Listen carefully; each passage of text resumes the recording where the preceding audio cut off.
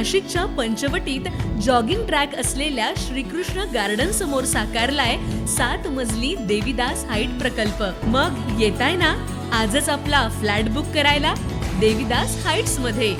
आमचा मोबाईल क्रमांक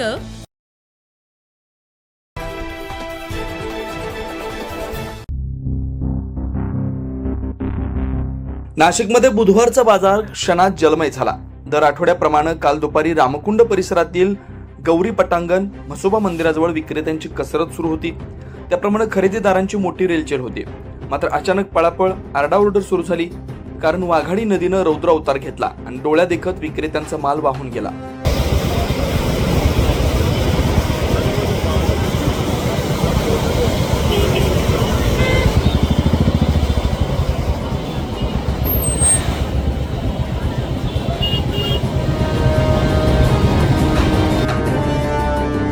यामध्ये दुचाकी पाण्याच्या लाटेतून सुटल्या नाही। लाखोंचा माल पाण्यात गेल्यानं भाजीपाला विक्रेत्यांच्या डोळ्यात अश्रू तरळले।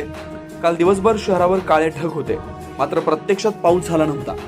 मात्र मखमलाबाद, पंचवटी, मेरी, आडगाव नाका आणि जेलरोड परिसरात मुसळधार पावसानं वाघाडी नदी कोपली आणि बुधवारचा बाजार गिळंकृत केला। काबाड कष्ट करून पिकवलेला शेतमाल डोळ्यादेखत वाहून जात असताना शेतकरी भाजी विक्रेत्यांच्या डोळ्यांना पाझर फुटला होता। नाशिकच्या बुधवारी बाजारातला हा पाणलोट प्रकार स्थानिक विक्रेत्यांसाठी मोठा धक्का ठरलाय। लाखोंचा तोटा सहन करताना त्यांना प्रशासनाकडून मदतीची अपेक्षा आहे।